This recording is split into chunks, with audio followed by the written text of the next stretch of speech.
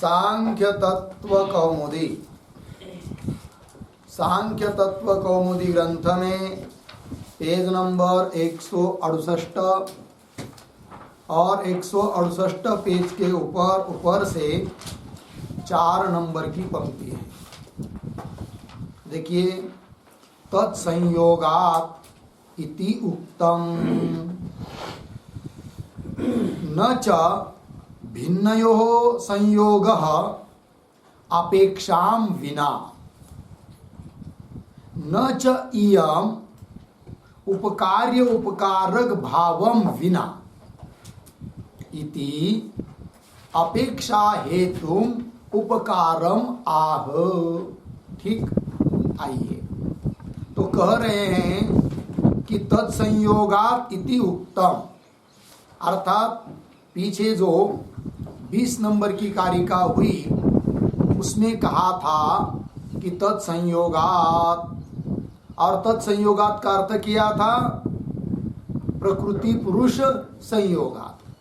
प्रकृति पुरुष के संयोग से बुद्ध्यादिक लिंग शरीर चेतनावत और समस्त जगत की उत्पत्ति भी उसी से होती है, प्रकृति पुरुष से संयोग से। ये सब बात पीछे के कारिका में बताई। अब प्रश्न उपस्थित होता है कि तत्संयोगात् इति उक्तम, ये कह दिया, किंतु उन दोनों का संयोग क्यों होगा? क्योंकि कहीं पर भी संयोग यदि होना है तो किसी चीज की अपेक्षा रखता है। अपेक्षा के बिना संयोग होता नहीं। वही कह रहे हैं, न च भिन्नयोः संयोगः अपेक्षां विना, न कानवे बाद में भिन्नयोः संयोगः अपेक्षां विना न। दो भिन्न पदार्थों का संयोग अपेक्षा के बिना होता नहीं है। लग गया? एक गांव इधर है, एक गांव उधर है।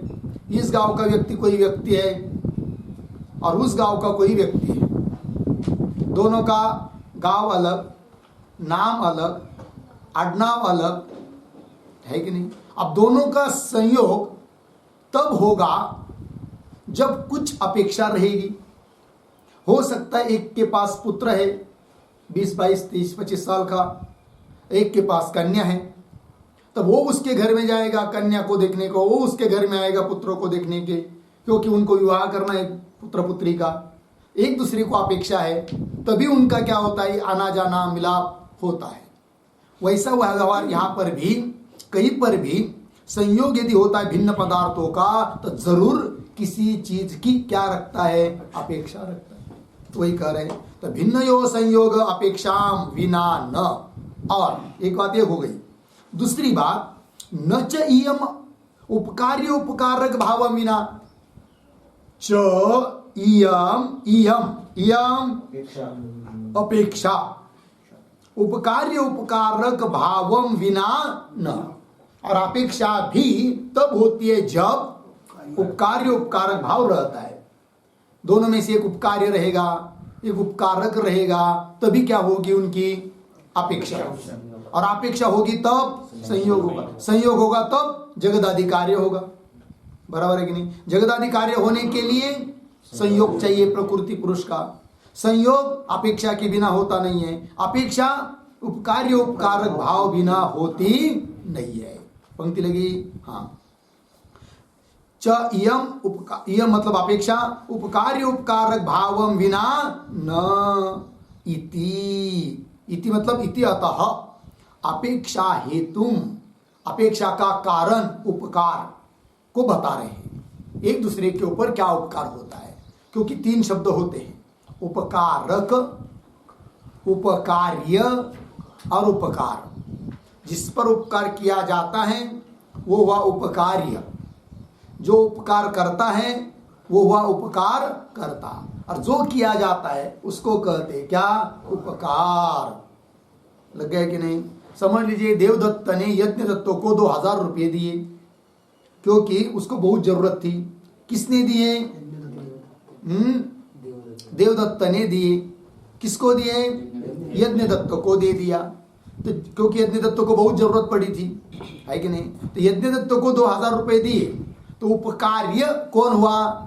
यज्ञ दत्त। उपकारक कौन हुआ? देवदत्त, देने वाला। और देवदत्त ने यज्ञ दत्त के ऊपर उपकार किया, तो उपकार क्या? 2000 रुपए दिए। तो उपकारक, उपकार्य, उपकार लग गए कि नहीं? उपकार जहां आता है ता उपकारक भी कोई रहता है, उपकार्य भी कोई रहता है, ठीक है ना।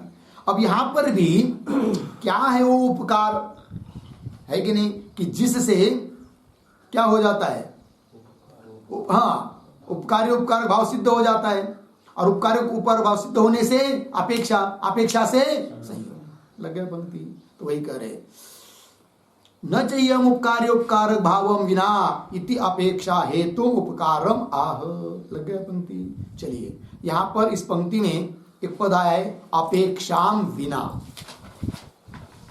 उस पर लिखते उसका अर्थ अपेक्षाम विना बराबर परस्पर आकांक्षाम अंतरेण, परस्पर आकांक्षाम अंतरेण,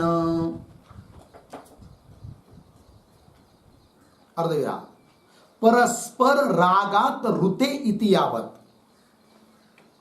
परस्पर रागात रुते इति यावत्, ठीक है ना जी। चलिए भाई, अपेक्षा बिना मतलब क्या?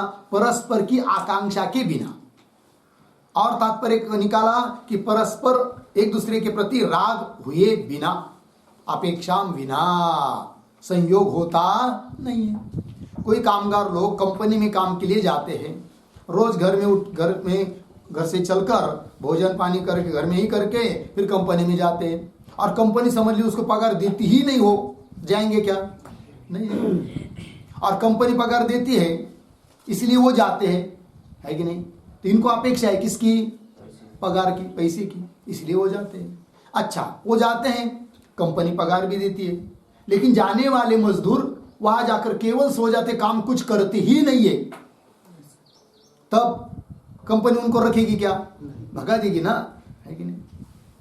हाँ, तो तब क्या होना पड़ता है टिकने के लिए? इनका भी चले उनका भी चले, तो दोनों परस्पर में क्या है? अपेक्षा है। इनको अपेक्षा है पैसे की और उनको अपेक्षा है काम की।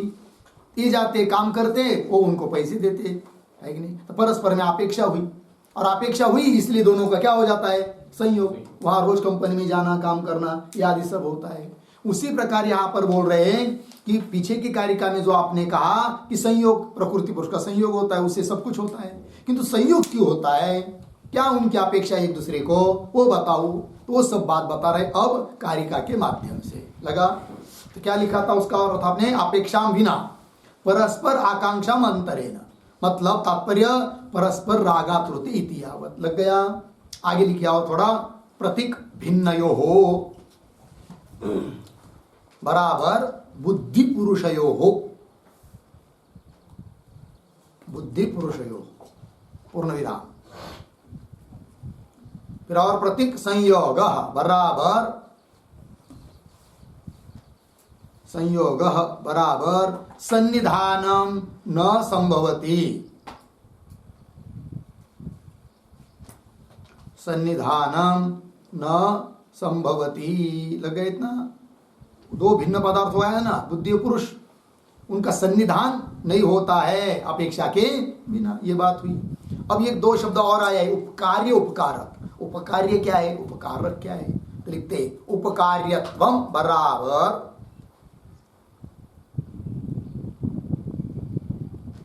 उपकार्यत्वम बराबर अन्य द्वारा साधनीय, अन्य द्वारा साधनीय प्रयोजनवत्वम,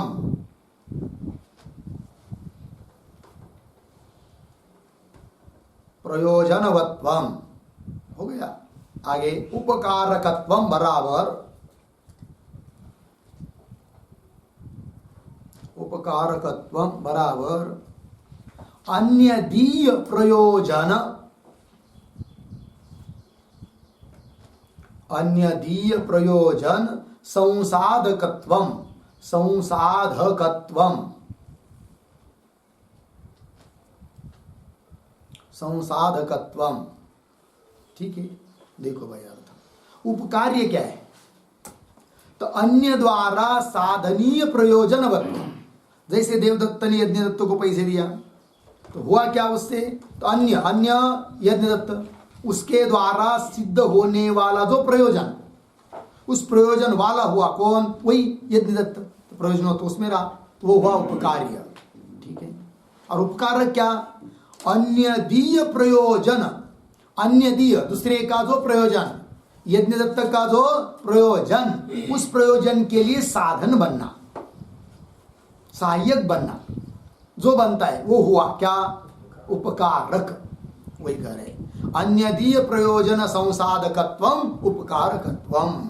लग गया पंक्ति। चलो भाई आगे चलते हैं, तो कारिका का विचार करते हैं अब। तो कारिका है 21 नंबर उच्चारण। पुरुषस्य दर्शनार्थम कैवल्यार्थम तथा प्रधानस्य पंगवन्दवदुभयो रपि संयोगस्तत्कृतः सर्गः पुरुषस्य दर्शनार्थं कैवल्यार्थं तथा प्रधानस्य अनुबन्धवदुभयोरपि संयोगस्तत्कृतः सर्गः। पुरुषस्य दर्शनार्थं कैवल्यार्थं तथा प्रधानस्य पंगवन्दवत् उभयोः अपि संयोगः तत्कृतः सर्गः। ठीक अन्वय। पुरुषस्य दर्शनार्थं तथा प्रधानस्य कैवल्यार्थम, नीचे उभयोः अपि संयोगः, उभयोः अपि संयोगः पीछे पंगवन्दवत्, आगे तत्कृतः सर्गः। ठीक है। देखो भाई अर्थ तो दो है, पुरुष और प्रधान, दोनों के संयोग से समस्त सृष्टि उत्पन्न होती है। एक दूसरे को अपेक्षा है। प्रकृति को क्या अपेक्षा है पुरुष की, और पुरुष को क्या अपेक्षा है प्रकृति की, प्रधान की, वो बात बताई जा रही है। यहां पर पुरुषस्य षष्ठी है, प्रधानस्य यहां पर भी षष्ठी है, किंतु कर्म अर्थ में षष्ठी हुई है। ठीक, तो फिर अर्थ क्या निकलेगा, तो प्रकृति प्रधान के द्वारा पुरुष की अपेक्षा की जाती है, अर्थात प्रधान पुरुष की अपेक्षा करता है। कौन, प्रधान, प्रकृति अपेक्षा करता है किसकी, पुरुष की। किस लिए बताया, दर्शनार्थम। ठीक है ना। दर्शनार्थम मतलब क्या, भोग्यतार्थम, अर्थ लिखा देंगे बाद में, है कि नहीं। तो प्रकृति चाहती है हम भोग्य हैं, तो हमारा भोग करने वाला कोई चाहिए, अतः वह प्रकृति अपेक्षा करती है किसकी, पुरुष की। और इसके विपरीत अब तथा प्रधानस्य कैवल्यार्थम, तो पुरुष के द्वारा भी प्रकृति की अपेक्षा की जाती है, प्रधान की अपेक्षा की जाती है। किसके द्वारा, पुरुष के द्वारा अपेक्षा की जाती है, किसकी, प्रधान की। बोलेंगे पुरुष क्यों प्रधान की अपेक्षा करता है, इसलिए कि कैवल्यार्थम, पुरुष को कैवल्य चाहिए, मोक्ष चाहिए, स्वयं में प्रतीत होने वाले जो दुख आदि के उनकी निवृत्ति उसको चाहिए पुरुष को। अतः वो चाहता है कि मैं अपेक्षा करूं किसकी, प्रधान की, क्योंकि प्रधान के बिना पुरुष को मोक्ष भी नहीं मिलता है। क्योंकि बंधन यदि प्रधान के निमित्त से है तो मोक्ष भी प्रधान के निमित्त से, क्योंकि उसी का ही परिणाम होता है, चाहे वो मोक्ष रूप ज्ञानाकार विवेक ने ख्याति रूप परिणाम हो, चाहे बंधन रूप परिणाम हो। इसलिए पुरुष अपेक्षा करता है किसकी, प्रधान की, किसके लिए, अपने कैवल्य के लिए। और प्रकृति अपेक्षा करती है, प्रधान अपेक्षा करता है किसकी, पुरुष के लिए, किसके लिए, दर्शनार्थ, भोग्यता के लिए। ठीक है, ये बात हुई। ये बात कैसी है जरा दृष्टांत से समझाइए। तो दे रहे उभयोः अपि संयोग पंगवंदवत। एक दो व्यक्ति है, उसमें एक है पंगु, एक है अंध। बराबर। पंगु मतलब होता है जिसको पैर नहीं है, चल नहीं सकता, बाकी सब कुछ ठीक है, आंख है, दिखते है, बुद्धि है, बोलता है, सब कुछ करता है, किंतु उसको क्या नहीं है, पैर नहीं है। और दूसरा एक व्यक्ति है, वो है अंध, आंख नहीं है उसको, बाकी सब है, पैर भी बहुत अच्छे थट्टे कट्टे, शक्ति है शरीर में बहुत है, चल सकता है, खूब सुख कर सकता है, किंतु दिखता नहीं उसको। ठीक है। और इस रोड से गाड़ी जा रही थी, उस गाड़ी से उन्होंने ध्वनि सुनी, दोनों ने भी। क्या ध्वनि सुनी होगी? वो चल रही थी 15-20 दिन, क्या है वो, एडवर्टाइज कि आड़स में कीर्तन है बाबा मारा सातारकर का। समझ में आया? नाम सुना है कि बाबा मारा सातारकर। एक काल ऐसा आया था कि बस पूरे महाराष्ट्र में उन्हीं का नाम, उधर इधर सब जो, और रिकॉर्डिंग भी उनकी। एक काल होता है, काल के समय पर समय की बात होती है। ठीक है, जाने दीजिए, उससे कुछ लेना देना नहीं है। सुना दोनों ने जाहिरात कि रात में 7 से 9 तक कीर्तन है, और दोनों को इच्छा हुई कीर्तन सुनने की। अब जाए कैसा?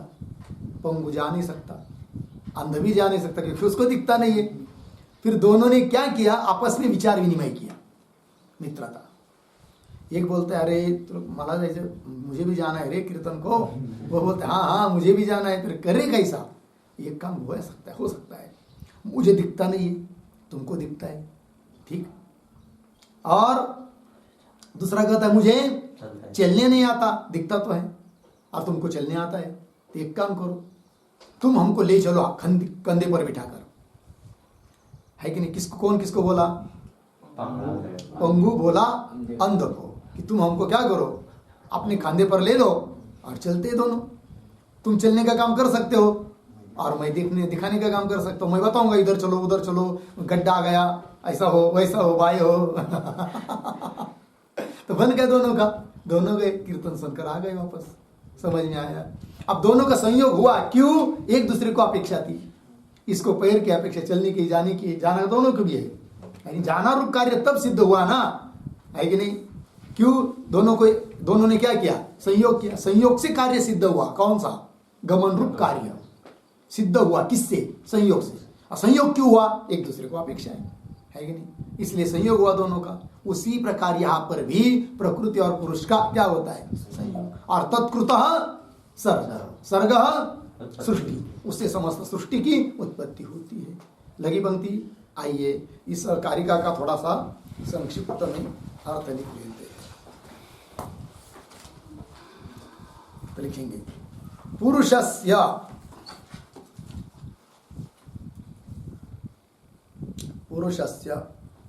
प्रधानस्य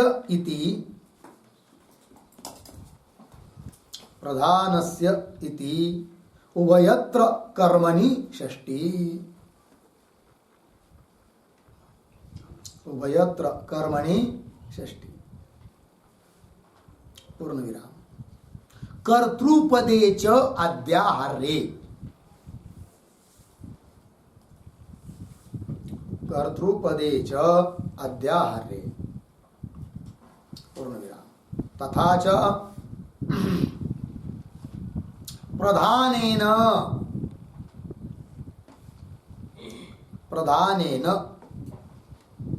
आगे पुरुषस्य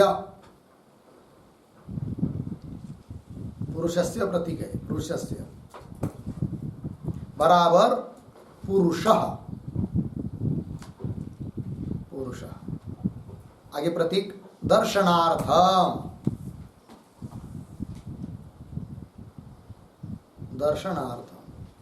बराबर स्वस्य भोग्यतार्थम,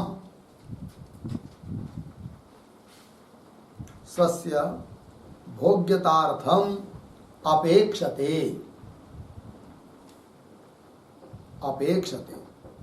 पूर्ण विराम। तथा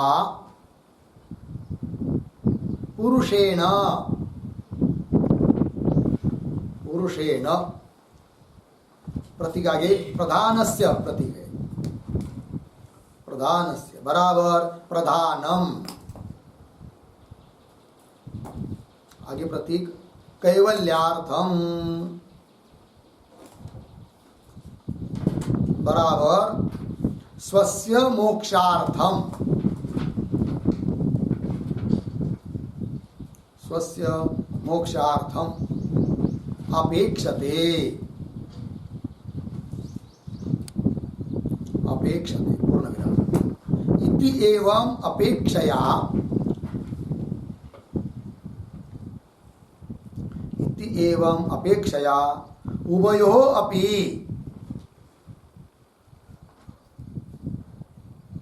उभयोः अपि बराबर प्रधान पुरुषयोः अपि,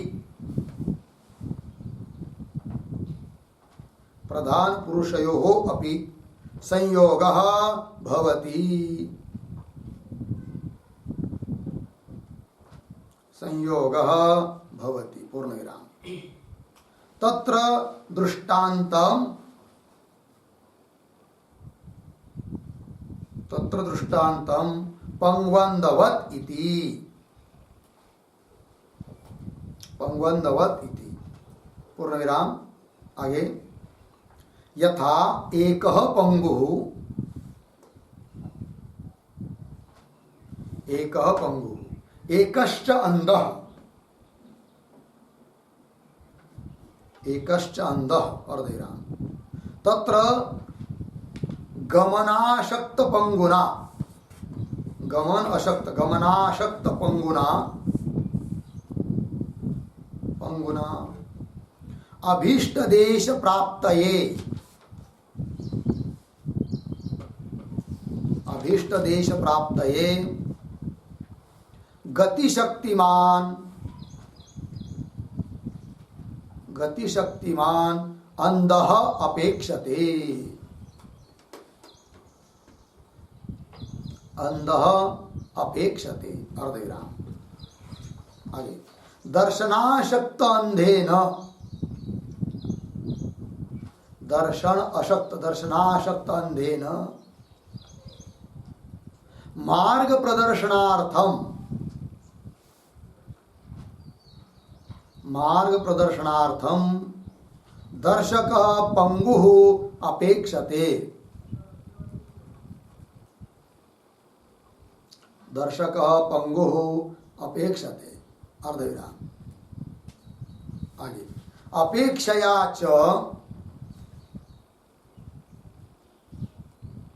अपेक्षया च तयोः संयोगः, तयोः संयोगः बराबर पंगवन्द स्कंदारोहणम, पंगोः अंध स्कंधारोहणम, पंगोः अंध स्कंधारोहणम अर्धविराम। तेन च,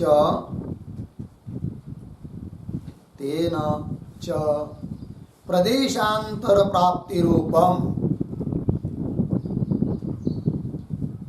प्रदेशांतर प्राप्ति रूपम कार्यम भवति,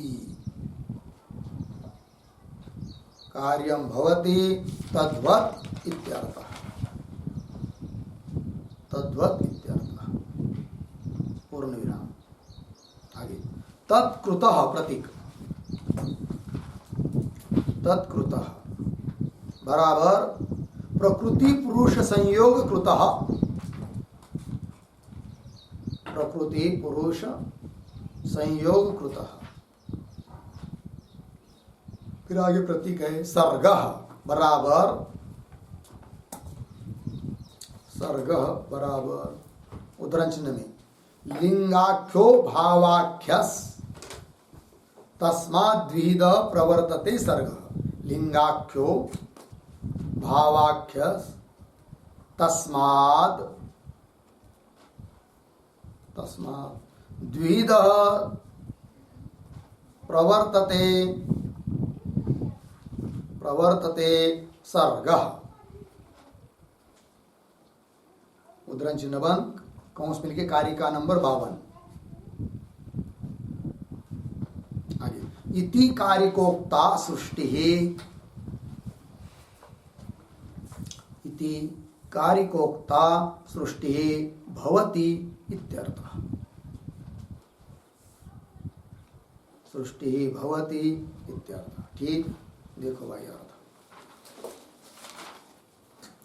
तो कारिका में पुरुषस्य और प्रधानस्य दो जगह षष्ठी आई है, कर्म अर्थ में षष्ठी हुई है।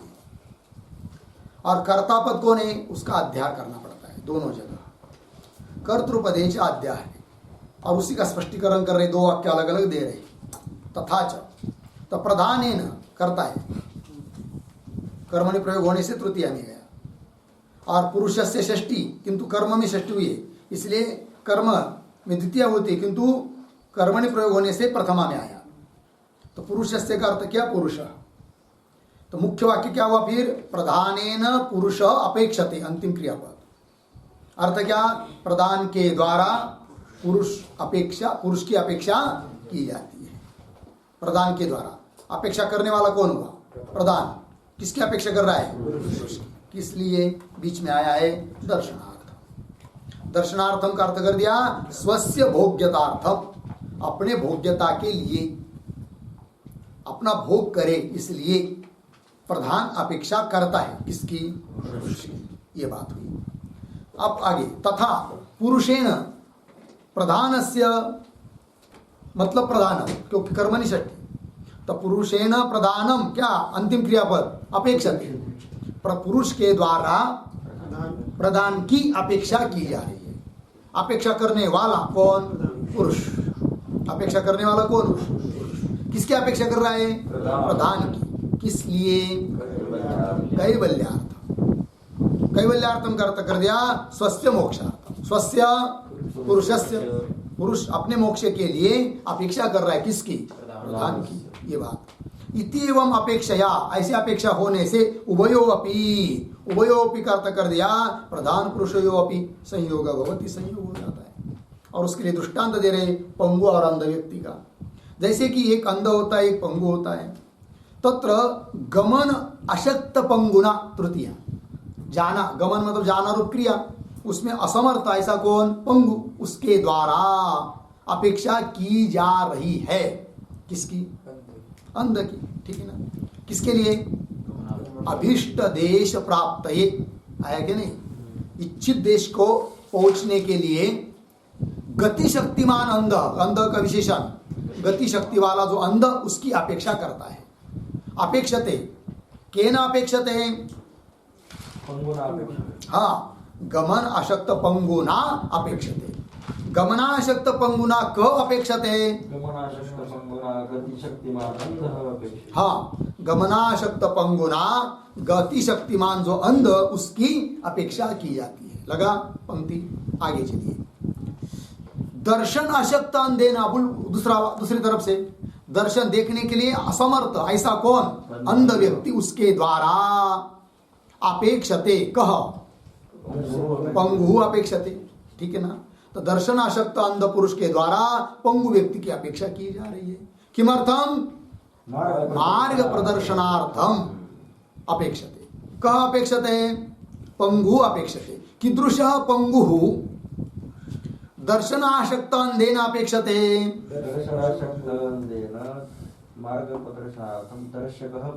हाँ, दर्शन आसक्त अंधेन, ऐसे अंध व्यक्ति के द्वारा मार्ग प्रदर्शन के लिए दर्शक दिखाने वाला, मार्गों को दिखाने वाला जो पंगु, उसकी अपेक्षा की जाती है। बराबर, आगे चलिए। अपेक्षया च तयो संयोग, एक दूसरे को अपेक्षा है, इसलिए दोनों का क्या होता है, संयोग। दोनों का संयोग होता है, मतलब क्या होता है, पंगो हो अंध स्कंद आरोहणम, है कि नहीं। पंगो, पंगु बैठ जाता है कहां पर, हाँ, अंध स्कंद, स्कंद कहते खांदा, अंध व्यक्ति के खांधे पर चढ़ जाता है कौन, पंगु, हाँ, आरोहण करता है। तेन, ऐसा संयोग होने से क्या होता है, तेन प्रदेशांतर प्राप्ति रूपम कार्यम भवति। तेन, तेन संयोगेन, उन दोनों के संयोग हो जाने से प्रदेशांतर, अन्य प्रदेश, अन्य देश को, अन्य जगह जाने का जो कार्य है वो सिद्ध हो जाता है। प्रदेशांतर प्राप्ति रूपम कार्यम भवति तद्वत् इत्यर्थ। ठीक, फिर कारिका में आया है तत्कृत प्रतीक, उसका अर्थ कर दिया तत्कृत मतलब प्रकृति पुरुष संयोग कृत, प्रकृति पुरुष के संयोग से किया गया है। कौन? सर्ग। सर्ग सृष्टि कैसा है वो सृष्टि तो बताएंगे आगे। लिंगाख्य भावाख्य तस्मात् द्विध प्रवर्तते सर्ग। इस 52 नंबर के कारिका में बताई हुई सृष्टि उन दोनों के संयोग से उत्पन्न होती है। लग गया? चलिए आगे आगे क्या है? पुरुषस्य इति आगे प्रधानस्य पुरुषस्य इति प्रधानस्य इति कर्मणि षष्ठी। कारिका में 2 जगह षष्ठी है ना, पुरुषस्य यहाँ पर और प्रधानस्य यहाँ पर, दोनों जगह कर्म में षष्ठी हुई है। बराबर? कर्मणि षष्ठी किस सूत्र से हुई है उस पर लिखते एक वाक्य। प्रधानस्य पुरुषस्य इति उभयत्र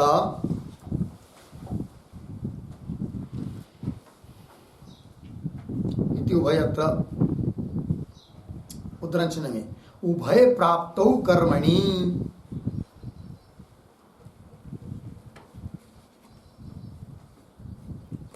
उभय प्राप्तौ कर्मणि उद्दंचन बंद इति सूत्रेण षष्ठी।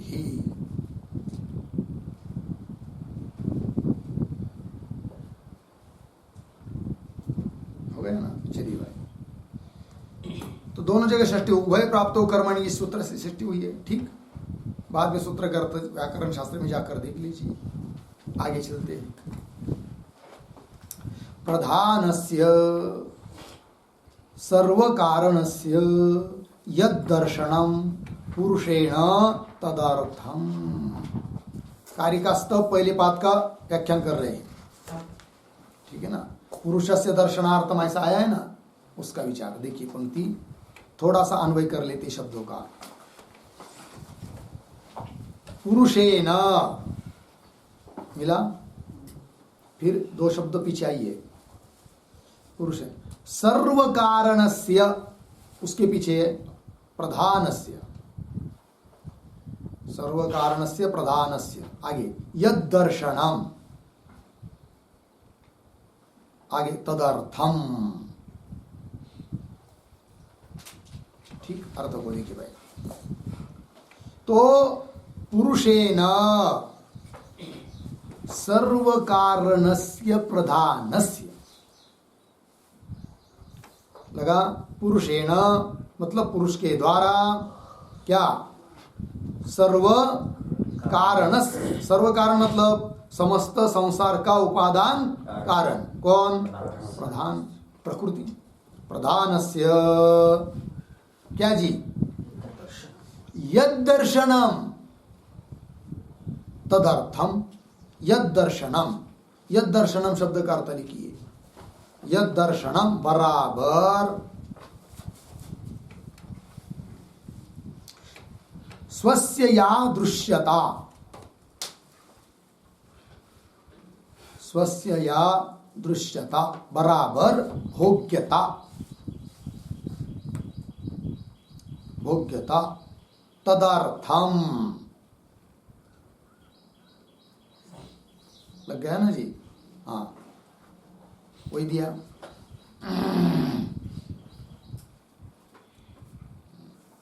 भोग्यता तदर्थम मतलब स्वभोग्यतार्थम, स्वभोग्यतार्थम पुरुषः प्रकृत्या अपेक्षते। पुरुषः प्रकृत्या अपेक्षते। अर्थ देखिए भाई। तो यद दर्शनम का मतलब कर दिया स्वस्य या दृश्यता, दृश्यता भोग्यता, स्व प्रकृति, स्व प्रधान प्रकृति, उनकी जो अपनी दृश्यता है, नाम भोग्यता है, उसके लिए अपने भोग्यता सिद्ध करने के लिए उस प्रधान के द्वारा अपेक्षा की जाती है। किसकी? पुरुष की। वही बात मूल में आई है।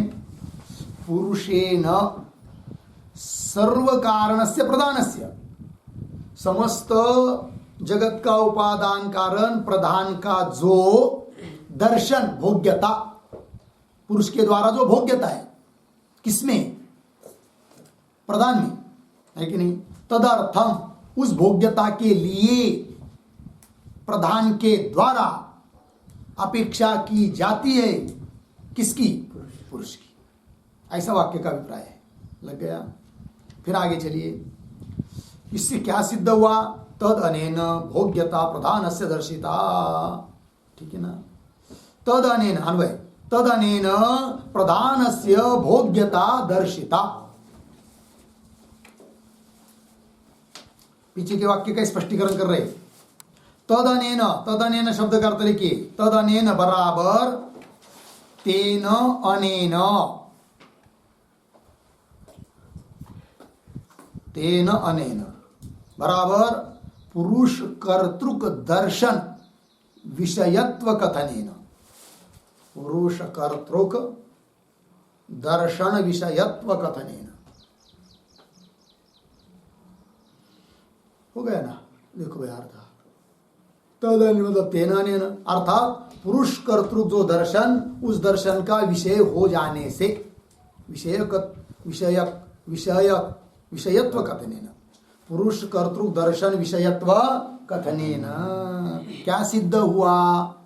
प्रधानस्य भोग्यता दर्शिता। भोग्य कौन है? प्रधान है, ये बात सिद्ध हुई। भोक्ता कौन है? पुरुष। चलिए आगे ततश्च भोग्यम प्रधानम, है कि नहीं? ततश्च मतलब भोग्यता सिद्ध, भोग्यता सिद्ध होने पर, सिद्ध क्या हुआ? भोग्यम प्रधान, भोक्तारम अंतरेण न संभवती। भोग्य प्रधान बराबर, किंतु प्रधान भोग्य तब संभव है जब कोई भोक्ता रहेगा। तो वही कह रहे, भोग्यम प्रधानम भोक्तारम अंतरेण, अंतरेण मतलब बिना, भोक्ता के बिना न संभवती इति युक्त्या। इस युक्ति से अस्य भोक्तृ अपेक्षा, इस युक्ति से अस्य नहीं, अस्य प्रधानस्य, अस्य शब्द का अर्थ लिख के रखिए, प्रधानस्य।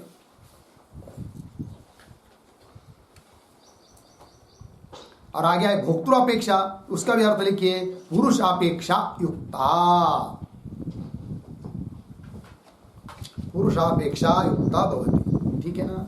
प्रधान को पुरुष की अपेक्षा होती है। लग गए जी? स्वयं तो भोग्य हुआ प्रधान, किंतु भोग्य तब सिद्ध कहलाएगा जब कोई भोक्ता रहेगा। ठीक है? अतः प्रधान के द्वारा अपेक्षा की जाती है। किसकी? पुरुष की। ये बात हुई। आगे चलिए, पुरुषस्य अपेक्षाम दर्शयति। अभी तक प्रधान की अपेक्षा बताई, प्रधान को अपेक्षा है किसकी? पुरुष की। कारिका का पहला पाद। अब दूसरे पाद से क्या बताना है? पुरुष की क्या अपेक्षा है वो दिखाना है। पुरुष को अपेक्षा है किसकी? प्रधान की। वही पुरुषस्य अपेक्षाम दर्शयति। अपेक्षा मतलब किसकी अपेक्षा? प्रधान अपेक्षा। पुरुष को प्रधान की क्या है? अपेक्षा है। किस लिए कह रहे? पुरुषस्य कैवल्यार्थमिति। उसका स्पष्टीकरण कर रहे। तथा ही आगे क्या है? योग्येन है ना, उसको काटकर भोग्येन ऐसा लिखना है। यो चलेगी भोग्येन। चलिए भाई, तथा ही भोग्येन प्रधानेन संभिन्न पुरुषः। भोग्य ऐसा जो प्रधान, उसके साथ पुरुष कैसा हुआ? संभिन्न। संभिन्न मतलब जैसे कि दोनों का तादात्म्य हुआ है। किनका? पुरुष प्रकृति का। ठीक है ना? तो भोग्येन प्रधानेन संभिन्न पुरुषः तद्गताम, तद्गतम, तद्गतम, तद्गतम, तद्गतम का अर्थ चाहे तो लिख लिखिए प्रकृतिगतम।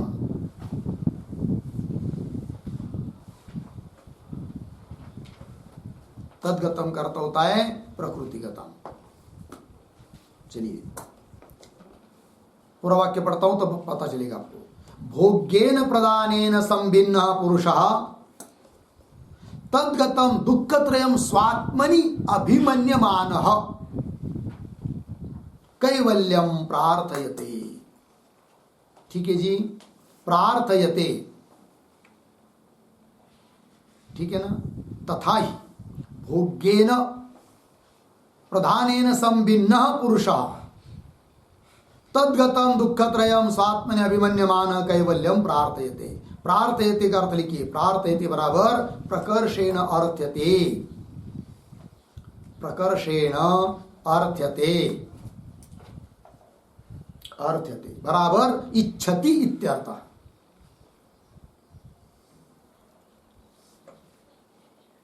हो गया। तो प्रार्थयते, प्रार्थयते ऐसा है ना, प्रार्थयते का अर्थ है प्रकर्षेण अर्थ्यते, नाम इच्छति इत्यर्थ, इच्छा करता है।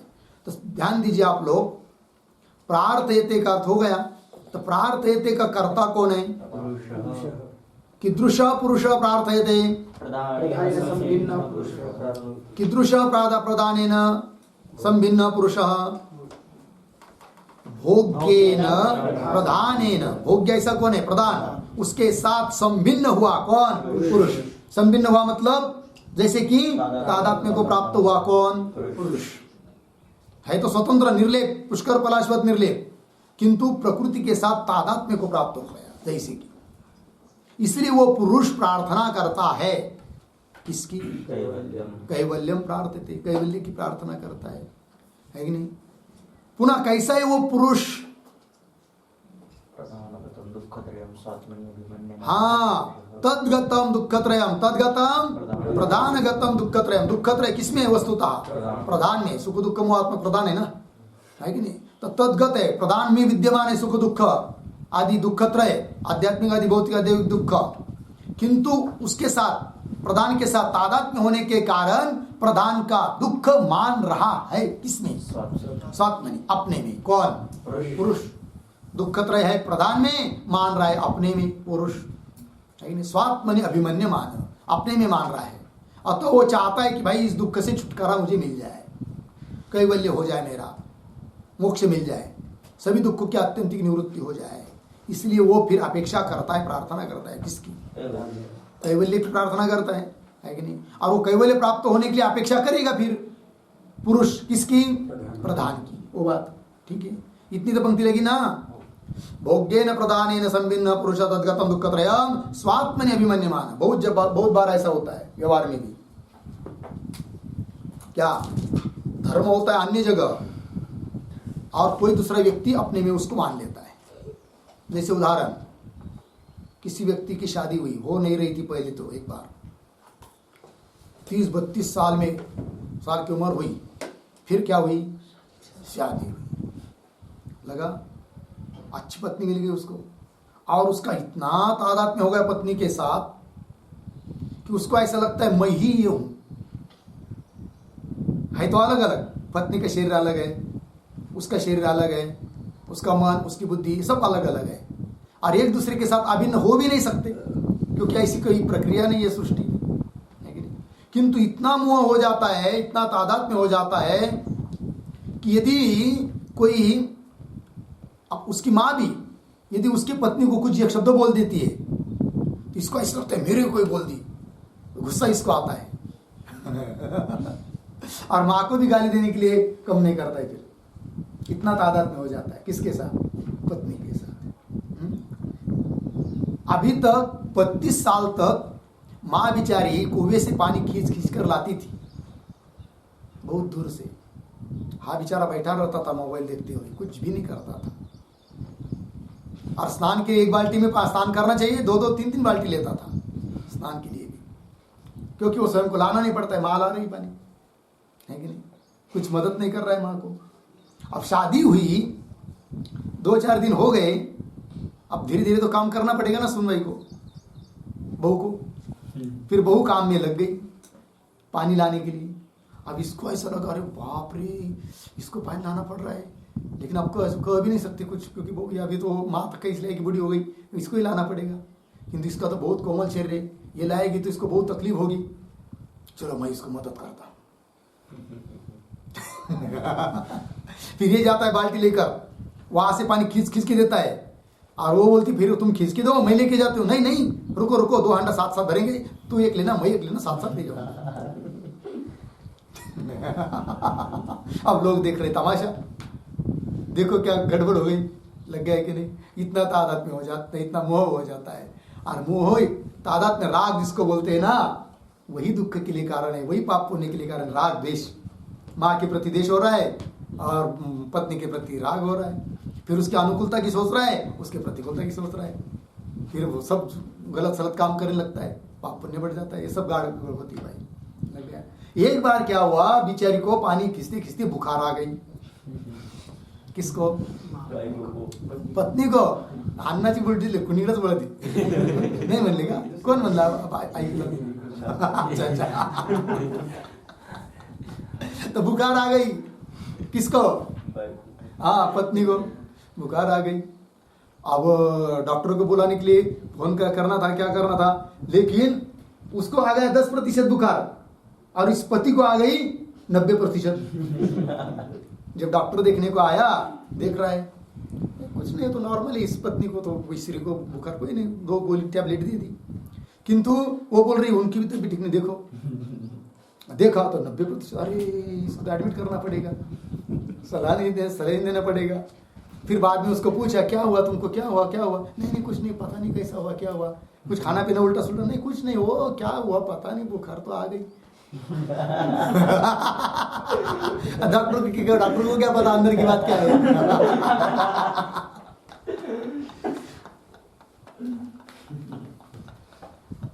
क्यों आई थी बुखार? पत्नी को बुखार रही, वो उसको मन को सहा नहीं जा रहा है, इसलिए इसको बुखार आ गई ज्यादा। ऐसा होता है, लग गया ना। ज्यादातर हार्ट अटैक क्यों आती लोगों को दुनिया में, जितनी भी अटैक आते हैं ना, क्यों आते पता है? यही कारण है। किसी का धन के प्रति अत्यंत ताकत में रहता है, धन कुछ हो गया, या किसी को सम्मान में बहुत इच्छा रहती है, अपमान हो गया, चाहे कोई ये हो गया है कि नहीं, घर में इस प्रकार का बात तादाद में की ऐसी बात हो गई, तो वो क्या करता है, बहुत टेंशन लेता है, और टेंशन आने के बाद अटैक हो जाता है। और जिसका मन कंट्रोल में संतुलित है ना, कुछ भी हो जाए, सब मिथ्या जगत है, शास्त्र का संस्कार रहेगा तो कुछ नहीं बिगड़ेगा। फिर ऐसी बात है। अटैक ऐसा नहीं आता है, यही इसमें से कैसे कुछ कारण होता है। लोग कहते कि भाई नहीं उसकी स्थूलता थी, ये था ना, ऐसा था, ऐसा कुछ नहीं है। बहुत सारे दुबले लोगों को भी आता है, और बहुत झाड़ लोगों को भी आता है, ऐसा कुछ नहीं होता। इसका मन कमजोर है ना।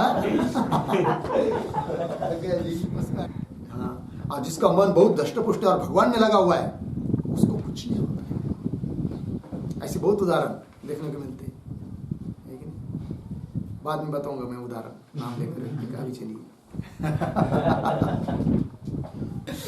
आगे क्या है? हाँ, भोग्येन प्रदानेन संभिन्न पुरुष तद्गतम दुःखत्रयम् स्वात्मनि अभिमन्यमानः कैवल्यम प्राप्यते। लग गया? आगे तच्च सत्व पुरुषान्यता ख्याति निबंधनम। तच्च, तच्च पीछे क्या लेना है? पीछे क्या है? कैवल्यम च। तच्च कैवल्यम च। कैवल्य कब प्राप्त होता है? उसका निमित्त कौन है? सत्व पुरुष अन्यता ख्याति। सत्व प्रकृति और पुरुष, इनकी अन्यता, अन्यथा भिन्नता, ख्याति ज्ञान, भिन्नता का ज्ञान, उसी को कहते विवेक ज्ञान। ठीक है ना? प्रकृति पुरुष का विवेक ज्ञान हो जाता है, उसके निबंधन, निबंधन का अर्थ होता है निमित्त, है कि नहीं? प्रकृति पुरुष का अन्यता ख्याति के निमित्त से होता है क्या? कैवल्य। लग गया जी? ये बात हो गई। सत्व मतलब प्रधान, पुरुष, और पुरुष मतलब पुरुष चेतन आत्मा, उनकी अन्यता ख्याति अर्थात भेद ज्ञान, विवेक ज्ञान, उतर निबंधनम मतलब तादृश भेद ज्ञान द्वारकम, उस भेद ज्ञान के माध्यम से कैवल्य की प्राप्ति होती है। लग गया पंक्ति? आगे चलिए। न च सत्व पुरुषान्यता ख्याति प्रधानम अंतरेण, अर्धविराम। ठीक है ना? देखो भाई, न कानों बाद में च सत, अब ऊपर क्या कहा कि सत्व मतलब प्रधान पुरुष के क्या चाहिए? भेद ज्ञान चाहिए, तब कैवल्य प्राप्त होगा। तो कैवल्य पुरुष को चाहिए, कैवल्य पुरुष को चाहिए, और उस कैवल्य कब प्राप्त होगा? प्रकृति पुरुष का विवेक ज्ञान रहेगा। अब वो प्रकृति पुरुष विवेक का ज्ञान किससे होगा? तब करे च सत्व पुरुषान्यता ख्याति प्रधानम अंतरेण न, प्रधान के बिना नहीं हो सकते। क्या? नहीं। हाँ, सत्व पुरुष अन्यथा ख्याति मतलब विवेक ज्ञान भी प्रधान के बिना नहीं हो सकता है। बोलेंगे प्रधान से तो सर्ग व सृष्टि उत्पन्न होती है, विवेक ज्ञान कैसे उत्पन्न होगा? होता है। कैसे? वो एक टिप्पणी लिखते उस पर। प्रतीक प्रधानम अंतरेण, प्रधानम अंतरेण बराबर बुद्धि रूपेण परिणत प्रधानस्य, बुद्धि रूपेण परिणत प्रधानस्य एव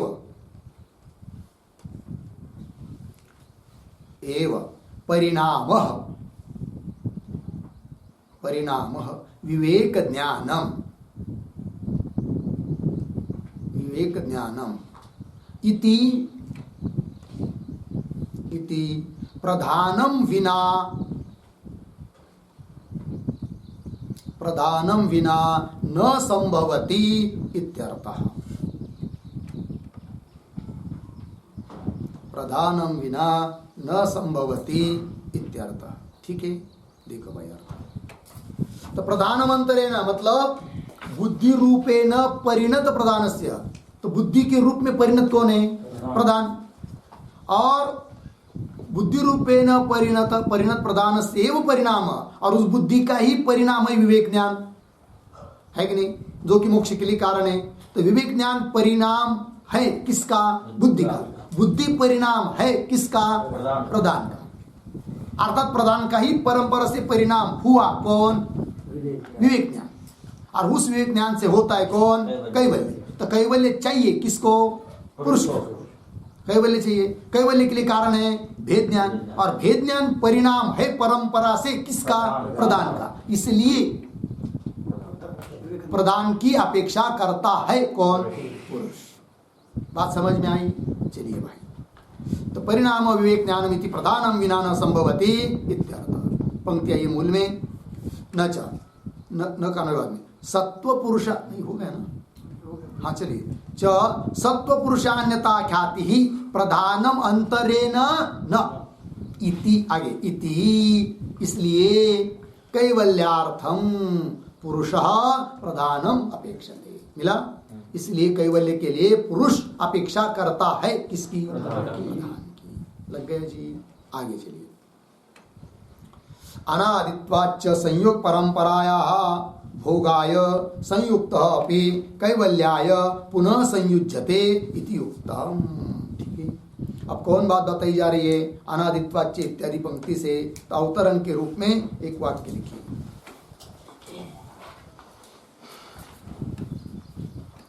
प्रकृतेः परिणाम रूपः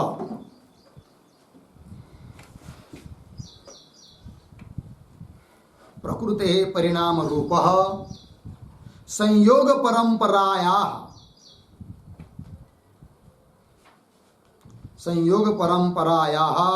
अनादित्वात्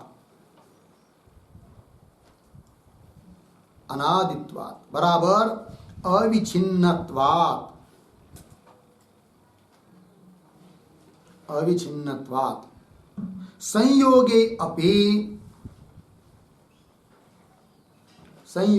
अपि अनादित्व व्यवहार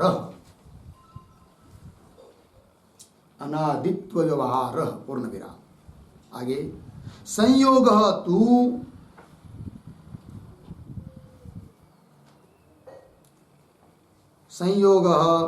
संयोगाः तु अपेक्षिकाः भिद्यन्ते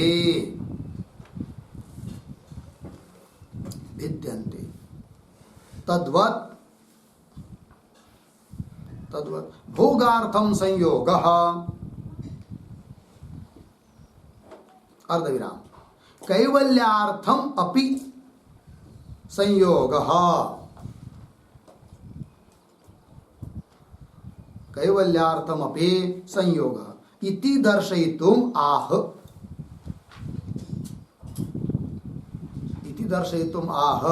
अनादित्वाच्च इति। ठीक है, देखो भाई अर्थ। तो अर्थ देखिए, प्रकृते परिणाम रूप संयोग परंपराया, प्रकृति का परिणाम ही है कौन? संयोग। और संयोग परंपरा भी कैसी है? अनादि, अविच्छिन्न है कि नहीं? इसलिए संयोगे अपि अनादित्व व्यवहार, संयोग भी कैसा हुआ? अनादि।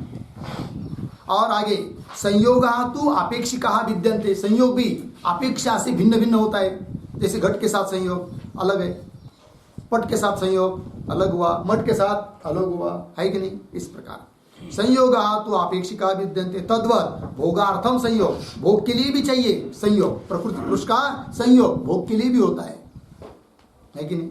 और समय आने पर कैवल्य के लिए भी होता है, ठीक है ना? भोगार्थम संयोग और कैवल्यार्थम अपि संयोग इति दर्शयितो, इस बात को दिखाने के लिए पंक्ति आई है अनादित्वाच्च इति। मिला? पंक्ति को देखिए, अनादित्वाच्च संयोग परंपराया, कैसा पढ़ेंगे? च संयोग परंपराया पीछे अनादित्वात्,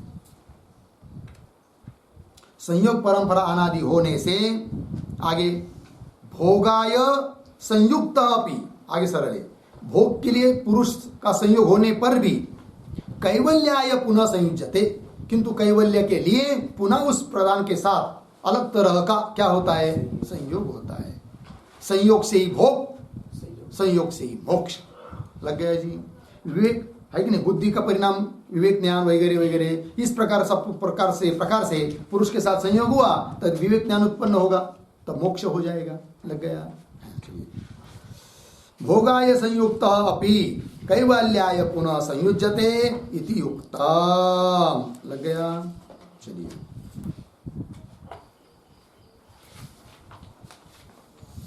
थोड़ा टीका में देखिए, पेज नंबर 171 पर 4 पॉइंट संस्कृत टीका मिली। सत्व पुरुषान्यता ख्याति, उसका अर्थ कर रहे हैं सत्व पुरुष भेद ज्ञानम। सत्व मतलब प्रधान, पुरुष का भेद ज्ञान। आगे प्रधानमंतरेण मतलब प्रकृति विना, तथा च बुद्धि रूपेण परिणतस्य प्रधानस्य, बुद्धि के रूप में परिणत है कौन? प्रधान। परिणतस्य प्रधानस्य एव परिणामः भेद ज्ञानम, और उस बुद्धि का ही परिणाम है क्या? भेद ज्ञान। भेद ज्ञानम अतः न प्रधानम विना तादृश भेद ज्ञान संभव, इसलिए विवेक ज्ञान रूप जो भेद ज्ञान है वह भी प्रधान के बिना संभव नहीं। इदम अत्र तत्वम, या तत्व तात्पर्य क्या है थोड़ा दे रहे हैं। प्रवृत्ति मात्रे इष्ट साधनता ज्ञानस्य कारणतया चेतन पुरुष स्वस्मिन् अनुभूयमानं दुःखत्रयं यदा परित्यक्तुम् इच्छति तदा तत्परिहार साधनम चेष्टते कामयते वा। ठीक है, देखो भाई, प्रवृत्ति मात्रे जितनी भी, जिसकी भी प्रवृत्ति हो रही है वो इसलिए ही होती है इष्ट साधनता ज्ञान से। समझ लें, इष्ट का क्या है? साधन। आड़स के लिए जाने के लिए, पैदल जाने की प्रवृत्ति हो रही है, क्यों? आज बाजार है, शनिवार, भले साधन नहीं मिल रहा है, पैदल क्यों न हो जाएंगे, क्योंकि वहां जाने पर हमारे इष्ट की प्राप्ति होगी। क्या इष्ट की प्राप्ति होगी? कांदा भजी खाने को मिलेंगे। क्या? चलिए भाई, जो जिसका इष्ट होगा वो मिलेगा। लग गया कि नहीं? चलो, तो प्रवृत्ति मात्रे, यावत प्रवृत्ति में इष्ट साधनता ज्ञान से कारणतया, इष्ट साधनता का ज्ञान कारण है किसके लिए? प्रवृत्ति में, प्रवृत्ति के लिए। प्रवृत्ति, हाँ, चेतना पुरुष, चेतन पुरुष स्वस्मिन् अनुभूयमानं दुःखत्रयम्, अपने में अनुभूयमान कौन? दुःखत्रय। यदा परित्यक्तुम् इच्छति, जब पुरुष अपने में अनुभूयमान 3 दुखों का त्याग करना चाहता है, तदा तत्परिहार हर साधनम, उस दुःखत्रय का परिहार का साधन, साधनम। लग गया ना? हाँ, परित्यक्तुम् तदा तत्परिहार साधनम चेष्टते कामयते वा, चेष्टा करता है, प्रयत्न करता है। क्या? प्रागुक्त दुःखत्रय निवृत्तिश्च, और वो दुःखत्रय की निवृत्ति किससे होगी? तो वही कह रहे, प्रागुक्त दुःखत्रय निवृत्तिश्च प्रकृति पुरुषयो भेद ज्ञानाधीना धीना इति, प्रकृति पुरुष के भेद ज्ञान के अधीन है कौन? दुःखत्रय की, अर्थात दुःखत्रय की निवृत्ति तब होगी जब प्रकृति पुरुष का भेद ज्ञान होगा। जब प्रकृति पुरुष का भेद ज्ञान होगा तब दुःखत्रय की निवृत्ति होगी। अदिना इति प्रधानम अंतरा मतलब प्रधान के बिना कथम चेतन पुरुष तादृशम भेदम स्वात्मनि विजानियात, है कि नहीं? प्रधान के बिना चेतन पुरुष अपने में, है कि नहीं, तादृशम भेदम स्वात्मनि, वह भेद अपने में कैसा जानेगा? भेद ज्ञान से होता है ना मोक्ष, दुख त्रय की निवृत्ति। और वो भेद ज्ञान पुरुष अपने में तब जानेगा जब प्रधान की सहायता रहेगी, प्रधान के बिना नहीं। भेदम स्वात्मनि विजानिया इत्यतः दुख त्रय निवृत्त्यर्थम, इस प्रकार के 3 प्रकार के दुख की निवृत्ति के लिए आप दुख त्रय निवृत्त्यर्थम अपेक्षणीय तादृश भेद ज्ञान साधनत्वेन, अपेक्षणीय कौन है? उस प्रकार का भेद ज्ञान साधनत्वेन चेतनस्य पुरुषस्य अस्ति प्रधान अपेक्षा, इसलिए चेतन पुरुष को भी अपेक्षा है किसकी? हो गया। चलिए आगे मूल में, ननु आगे के पेज पर, ननु भवत्व अनयो संयोग, मिल गया ना जी? अनयो प्रकृति पुरुषयो संयोग भवतु, होने दो, मिला ना पंक्ति? ननु भवत्व अनयो संयोग, ननु अनयो संयोग भवतु। ठीक, आगे महदादि सर्ग तु कुतः, किंतु म प्रधान से उत्पन्न होता है मह तत्व, फिर उससे अहंकार, पंचतन मात्रा आदि आदि आदि। ये सृष्टि की उत्पत्ति किससे होती है बताओ ना? प्रश्न उत्तर दे रहे। ऐसा यदि कोई प्रश्न करेगा तो कारिका के शब्दों से उत्तर दे रहे। आह तत्कृतः सर्गः इति, कारिका में आए ना? तत्कृत मतलब संयोग कृत, प्रकृति पुरुष के संयोग से सर्ग होता है उत्पन्न, वही कह रहे आगे, उसी को स्पष्ट कर रहे। संयोग से सर्ग कैसा उत्पन्न होता है? संयोगो ही महदादि सर्गम अंतरेण भोगाय कैवल्याय च पर्याप्त। अर्धविराम, थोड़ा अन्वय कर लेते, इतने का ही आगे महदादि सर्गम अंतरेण भोगाय कैवल्याय च, पीछे आइए शुरू में संयोग, आगे न, फिर अंतिम में पर्याप्त, फिर आगे इति, सरल इति संयोग एव भोगापवर्गार्थम सर्गम करोति। लग गया जी? एक एक बात को देखिए, ही क्योंकि महदादि सर्गम अंतरेण, महदादि मतलब महतत्व, अहंकार इत्यादि सर्ग सृष्टि, उसको किए बिना साधन ही नहीं रहेगा तो साध्य होगा क्या? नहीं। तो महदादि सर्गमंतरेण भोगाय कैवल्याय च क्या संयोग न पर्याप्त, संयोग पर्याप्त नहीं है। किसके लिए? भोग के लिए भी, कैवल्य के लिए भी। कब तक? जब तक महदादि सर्ग नहीं करता है तब तक। ठीक है ना? संयोग प्रकृति पुरुष का संयोग है, वो भोग के लिए हो चाहे कैवल्य के लिए हो, तब समर्थ होगा, पर्याप्त होगा जब पहले महदादि सर्गों को करेगा।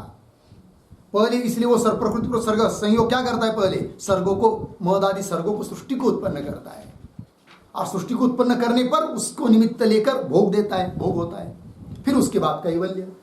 ठीक है ना? तो प्रकृति पुरुष का संयोग कैवल्य के लिए भी है, भोग के लिए भी है, पर पहले सृष्टि चाहिए। सृष्टि नहीं रहेगी तो कैसा कैवल्य, कैसा भोग, कोई भी नहीं होगा।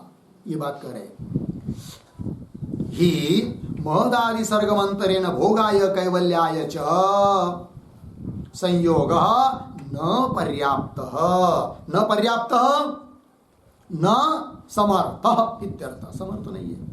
इति इसलिए संयोग एव भोग अपवर्गार्थम सर्गम करोति। इसलिए प्रकृति पुरुष का जो संयोग है, वो संयोग ही क्या करता है? सर्ग को उत्पन्न करता है। किसके लिए? भोग के लिए भी, अपवर्ग के लिए भी। लगा है कि नहीं? सृष्टि नहीं रहेगी तो भोग कहां से होगा, और सृष्टि नहीं रहेगी तो मोक्ष कहां से होगा? इसलिए वो संयोग पहले सर्ग को उत्पन्न करता है, बाद में भोग अपवर्ग। वही कह रहे इति संयोग एव भोगापवर्गार्थम, भोग और अपवर्ग के लिए भोग अपूर्ग सिद्ध होने के लिए सरगम करोति, सरगम सृष्टि जगत को बना देता है, करोति हो गया।